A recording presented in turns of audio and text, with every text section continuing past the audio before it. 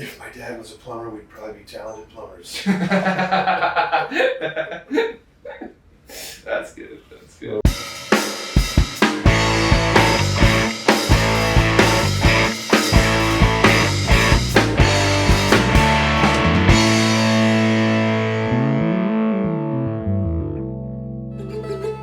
Hello, people of the world. Welcome back to another episode of Sam Sessions.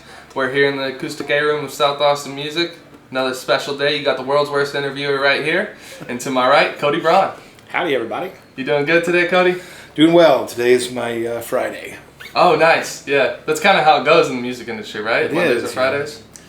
Get to sleep in a little bit on Monday and kind of take a nice easy day. So yeah, thanks for having me. Absolutely, man. Hey, thanks for doing it. Seriously, we can't thank you enough. It's always a pleasure to get you guys back here. And like I said earlier, this is the first time we've had two brothers on, which is cool. I got a couple siblings myself, so it's always fun to see the dynamics in the other family. Yeah, you should try to get all four of us together. We could have a boxing match. Who would win? I mean, besides me. It's hard to say. We haven't tested that out yet. Yeah. It would be a pretty wide open field, I think. Good stuff. Be some good odds in Vegas. That's awesome. No underdog or anything. Man, right off the bat, so Sunset Motel, was that the last album you recorded in Austin? We did one since then, but yeah, Sunset Motel we did at Arlen Studios. Right. And was nominated for a Grammy for the album artwork, and we did the last record we did right before the pandemic. It was a double album, American Girls and American Jackpot. Okay.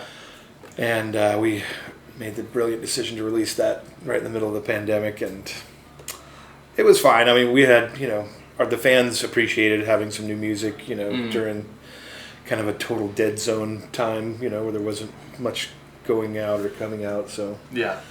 For that reason, it was great, but it was tough.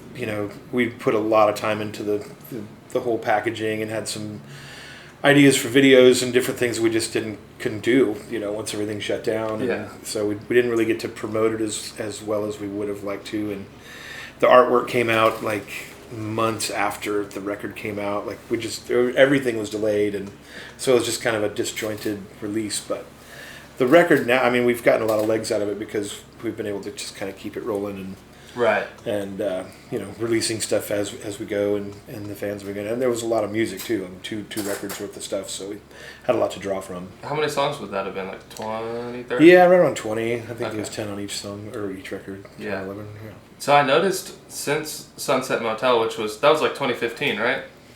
That sounds right. Yeah. Sure. So since then, there's been 5 albums. I don't know. We did Sunset Motel. I guess the dual album. Yeah, the double record. We put out a live record, and we put out a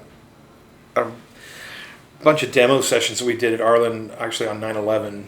Oh yeah. We were in the studio on 9/11 and had studio time booked down there, so we were watching TV and this little turn knob television set in the back of the studio, and then recording songs in between, all that craziness. So we had those demos forever. I mean, we cut a lot of the songs that we did in those sessions ended up on records, and there were several that did not.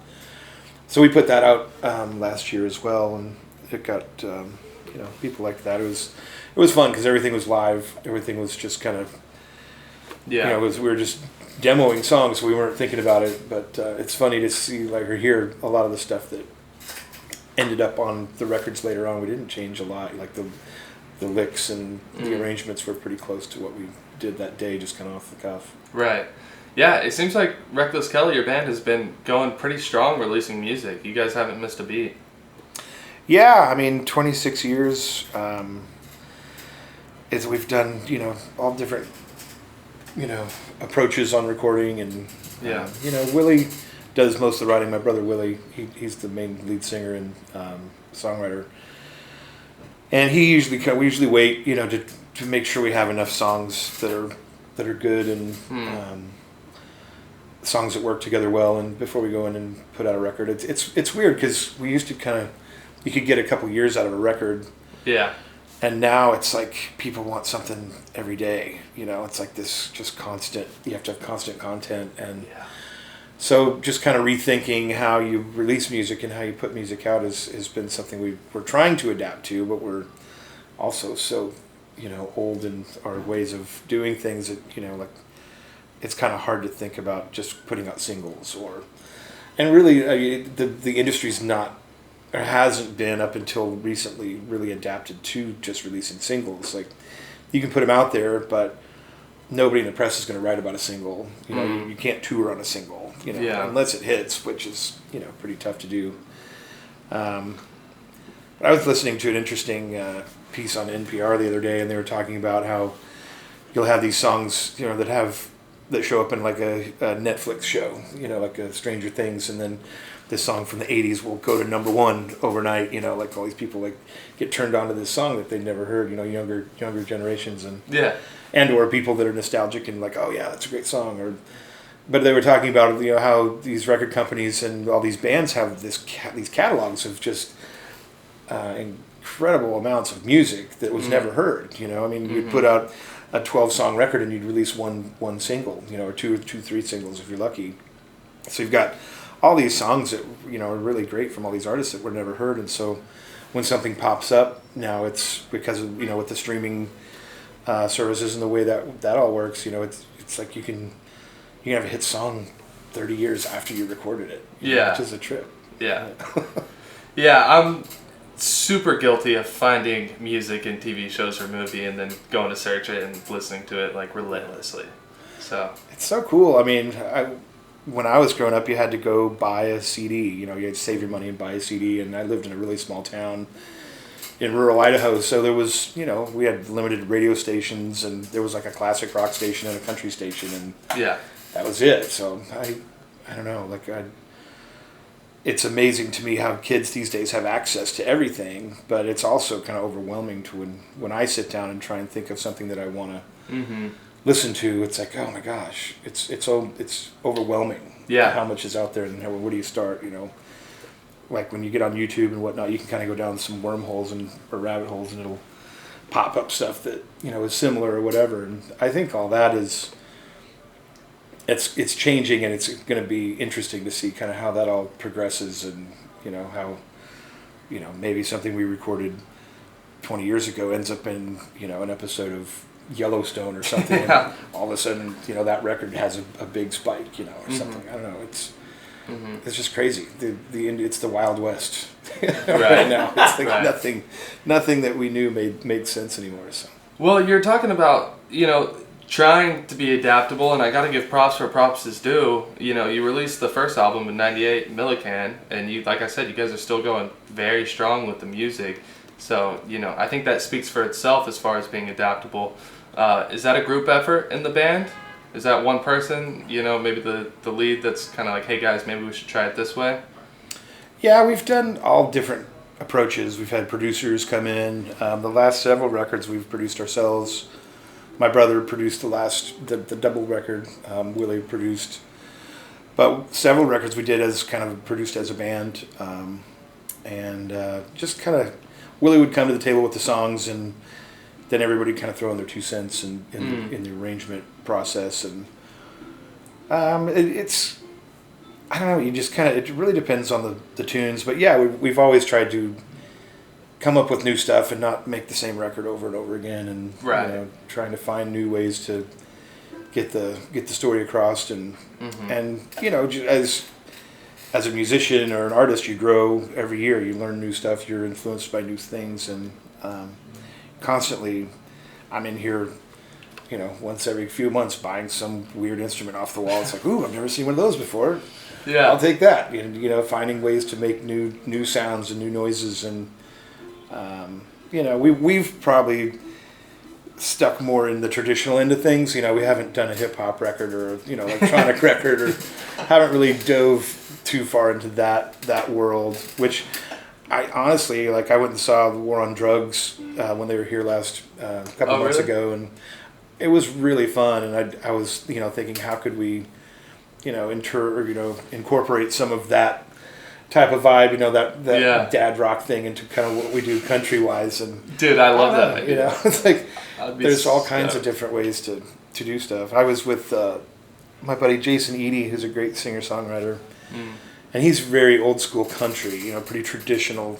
He writes in the old traditional country form. And we were in Chicago. We both played a show in different clubs and met up after the show and we're hanging out and ran into this kid outside the bar. And he was a hip hop artist. And we just started, talking and ended up standing on the street talking for like an hour and a half with this kid. And he was like, throwing out some rhymes for us. And we were thinking like, man, how cool would it be to like do a true because the country and hip hop thing is kind of merged, but with their ideas, like it's all very how do we make a hit? How do we make this popular? How do we make it appeal to the masses? Yeah.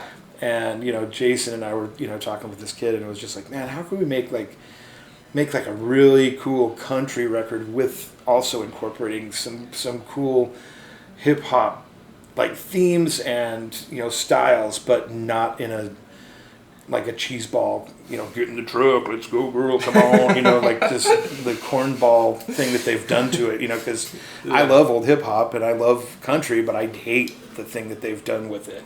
I'm just not a fan, and some people like it, but I was just like, how could we do this in a more serious and more poetic way? And so, just always thinking of new things to do and trying to experience new things and have fun with it. Do you see that in the works for Reckless Kelly? Coming out with the hip hop country album? Oh, I don't know. I don't think it'll be Reckless Kelly. It'd probably be something that I did on the solo. side, with some friends. It'd have to be the right people, and but I just would love to as see an it. example of trying to think outside the box and find ways to make art that's done in a cool way. And we've never really worried about trying to be so commercial or doing what's popular. It's more about kind of what sounds good to us and what we want to do. And it seems like that's worked out pretty well for you guys so far. It has, there's a big audience out there. I mean, it's a smaller audience than the masses, but there are people out there that enjoy the more well thought out tunes and story songs and stuff that has a little more soul to it and less gloss and shine to it. Yeah, absolutely. Out of the 10 Reckless Kelly albums that you've been a part of, I think it's 10, around 10. Do you have a top 3? Man, I think Bulletproof was one of my favorites. Yeah. Just the tunes on that one, for whatever reason, were really strong, and kind of we had got to record out at Pedernales at Willie's studio, and we just had a really good time, just kind of locked in out there and had fun playing those songs. And then the last records, the two the double records we did at Arlen, we've done a lot of records there over the years, and that one in particular we kind of had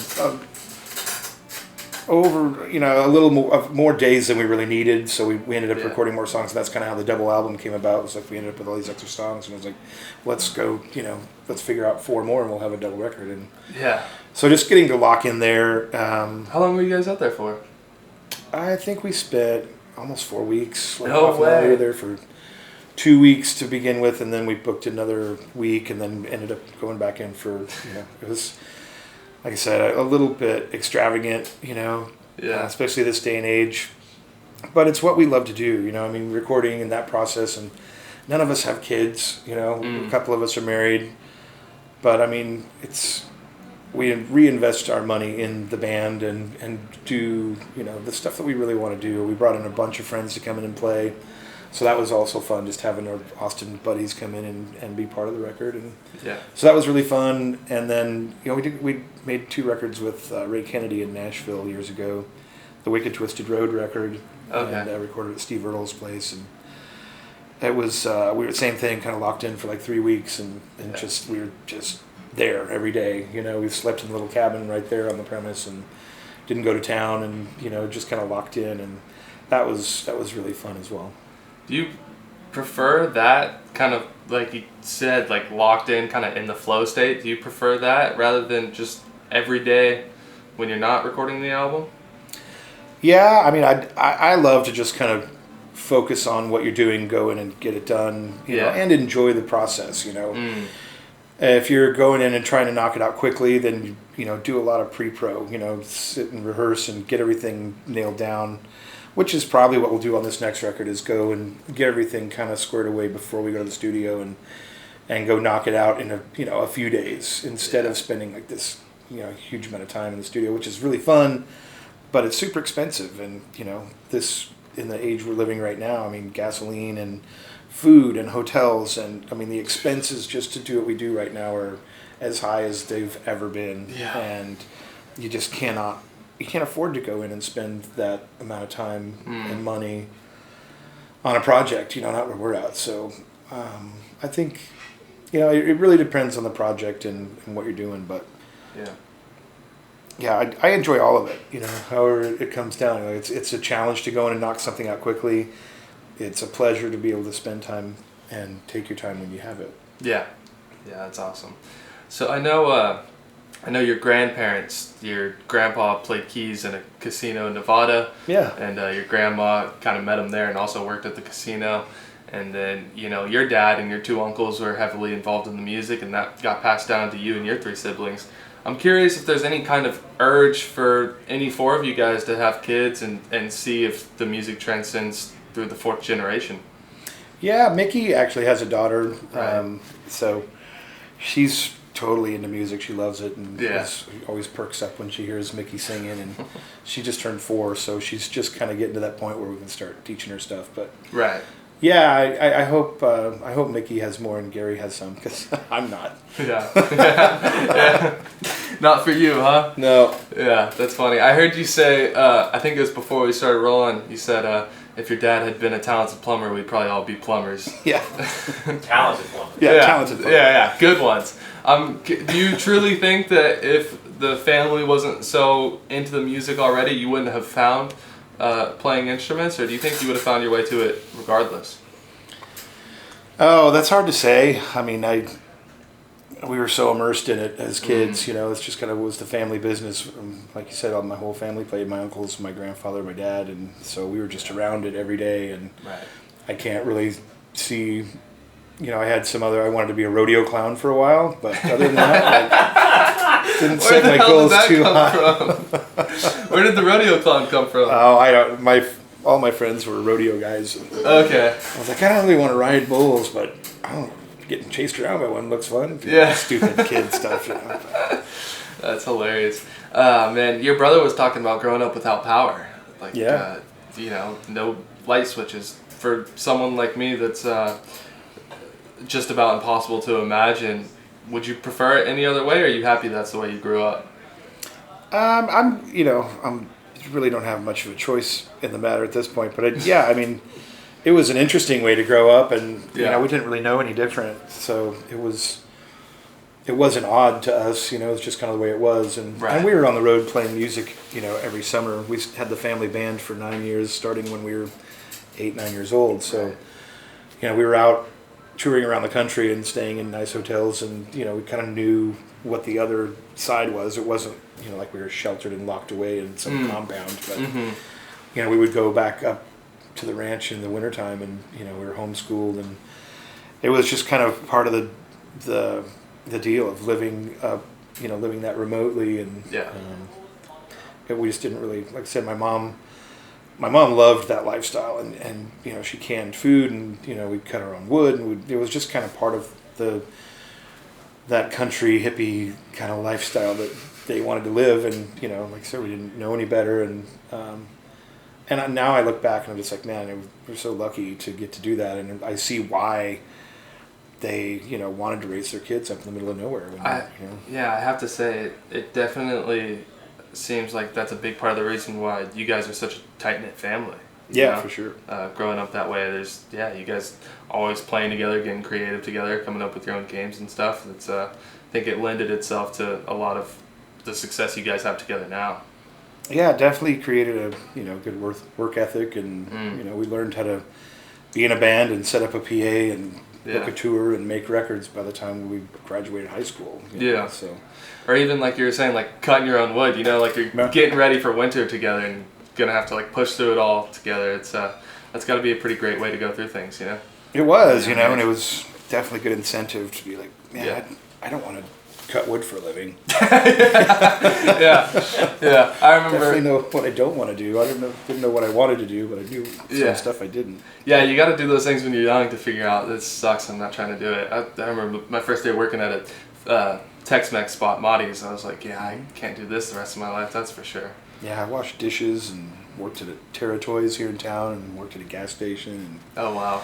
just kind of odd jobs that you could find, you know, with no experience or Yeah. college degree. And I mean, music was just always what I enjoyed doing, but it's really hard to do, you know, and make money doing that. You just kind of have to find your avenues.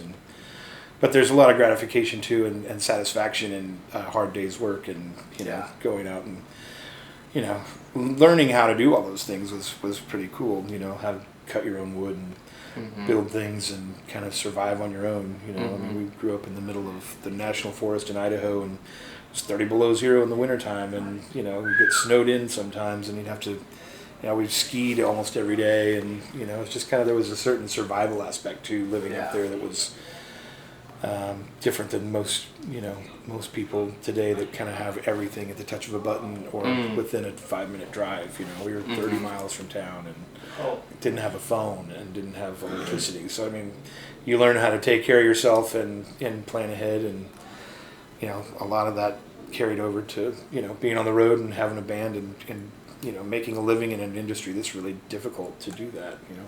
This is a pretty random question, but you're talking about being 30 miles from town and stuff. Did any of you guys ever like break a leg, break an arm, or anything? And Oh yeah. yeah, you can't call 911 necessarily. No, it was. Did you tie a splint to the leg? Well, the nearest hospital was 75 miles away. So, So did y'all just make the trek all the way out there? Yeah. Who was it that they broke would the bone? Mom and Dad would usually wait a couple days to make sure it was actually worth the drive. I don't know. We're gonna see if it mends itself. It might just be a bruise. I'm not going to drive you all the way to the hospital. Man, so do you remember who it was that got the injury? Oh, all of us. I mean, all of y'all? Willie broke his wrist one time, fell out of a tree for it. Like after 3 days of me buttoning his pants after, you know, going to the bathroom, I was like, Mom, I think his hand is broken. Like he's taking like, well, okay, you know. I crashed my bike and ripped a huge hole in my knee and like had to go and get stitches and broke my foot one time, which I didn't even go to the doctor because it was just like, you know, man, yeah, stay off it. Yeah, toughened up for sure. That's awesome.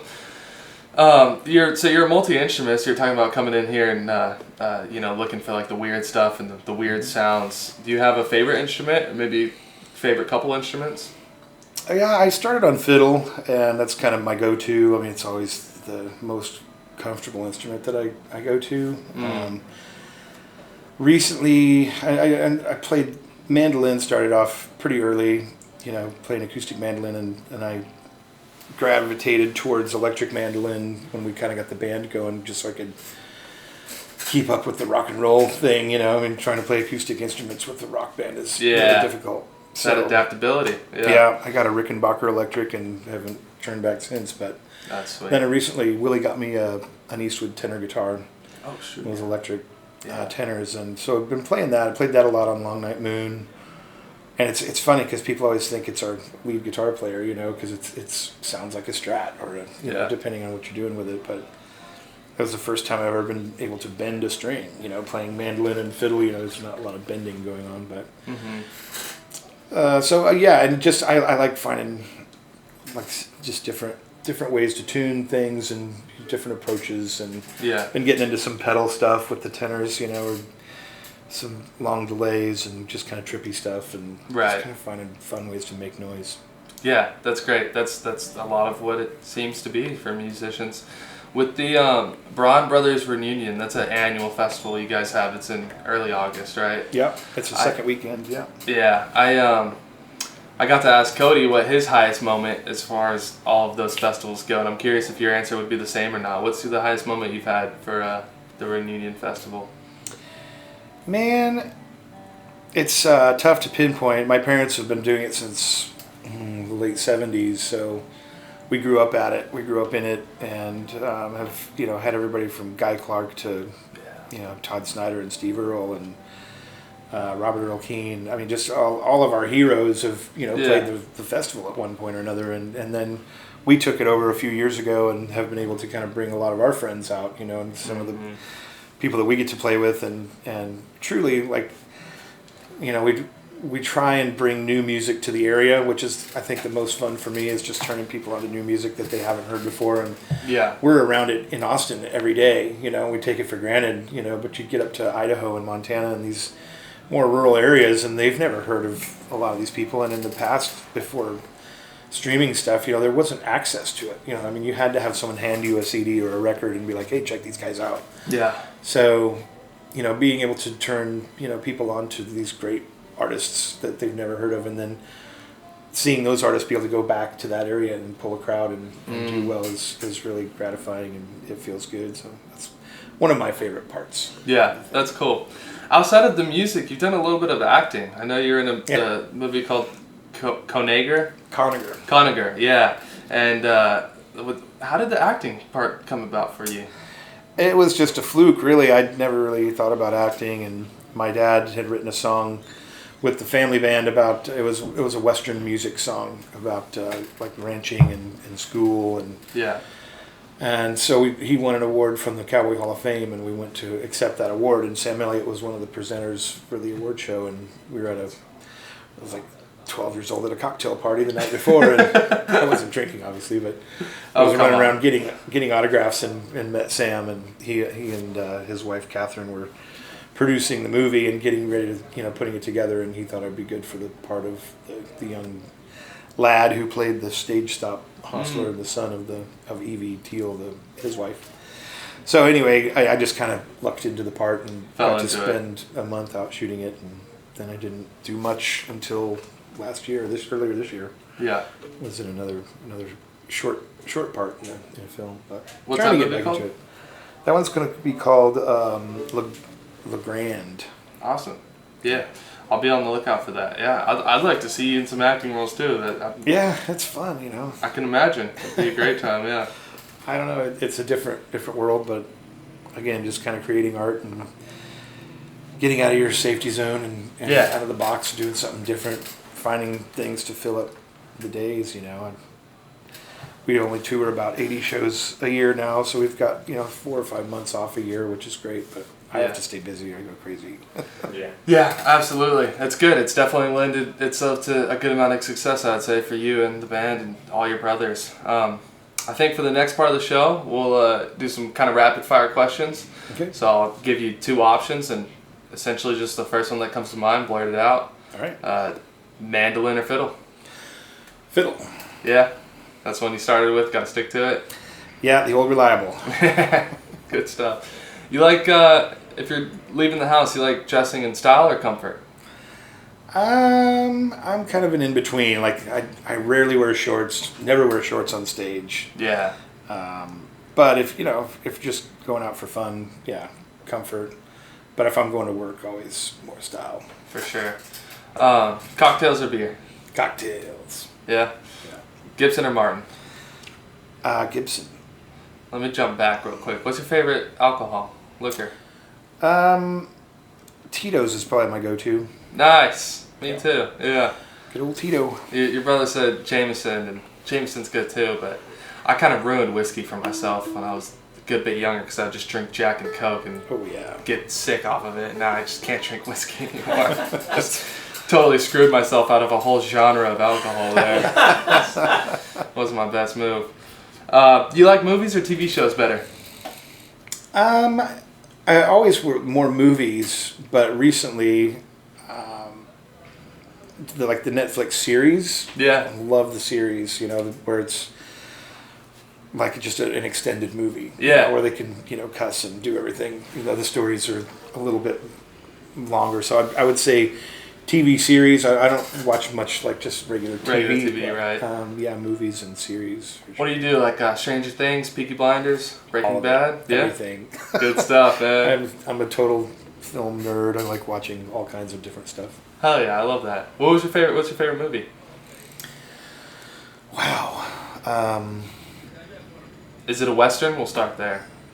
Well, one of my favorite westerns is Silverado. It's an old one.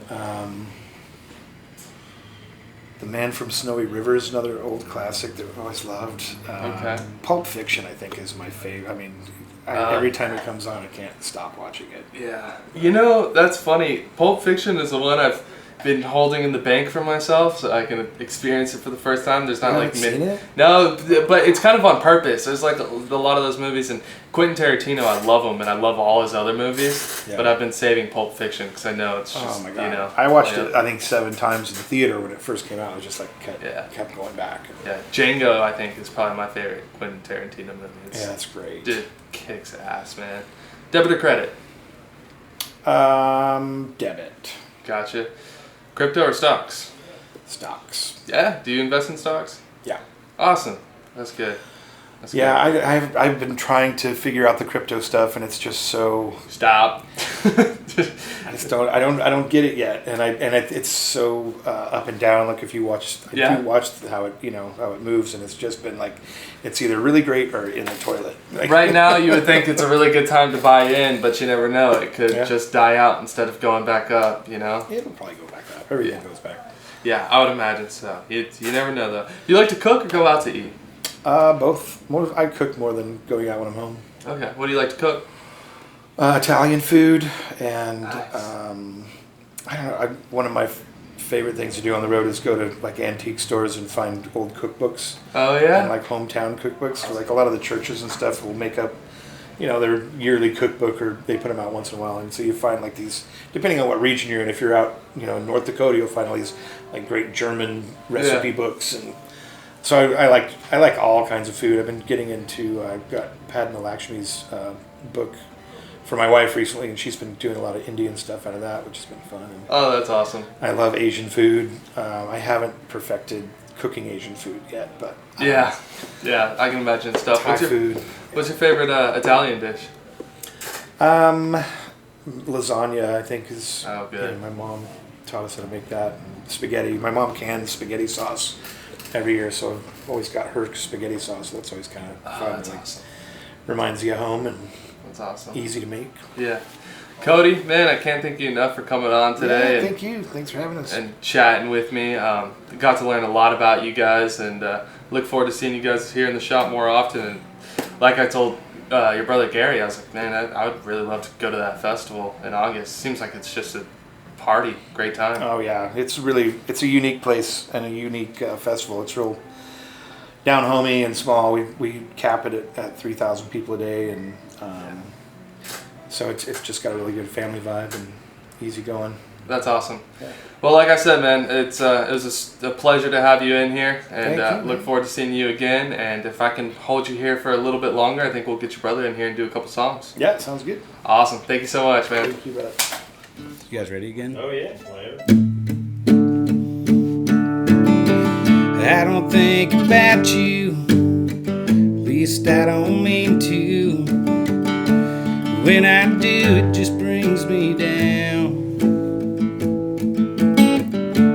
Maybe I need you, but I don't deserve you. So what's that say about you now?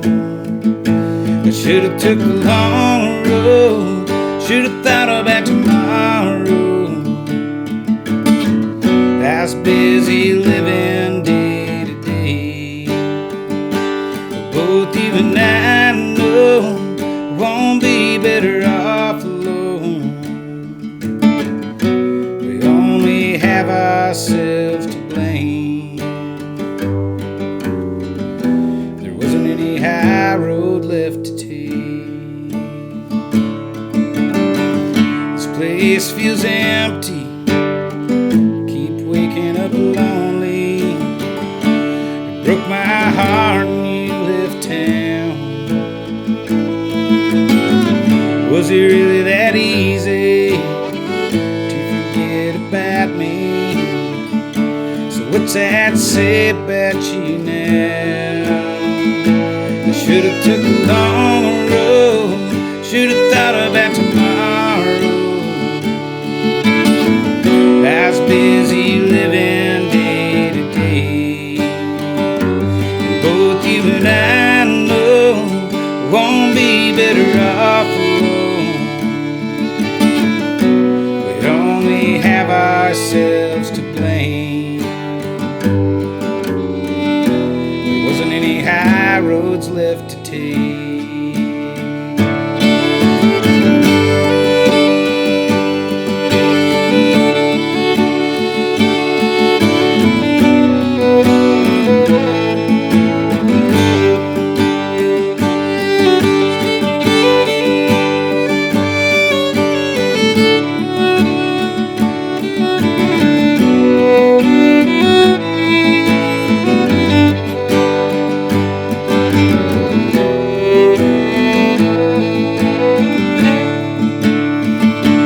Should've took the long road, should've thought about tomorrow. I was busy living day to day, and both you and I know won't be better off alone. We only have ourselves to thank. There wasn't any high roads left to take.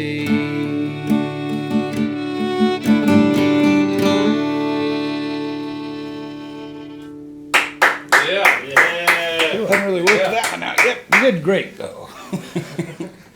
Any more brain busters? Well, if you haven't figured it out by the third chorus, you're never gonna get it.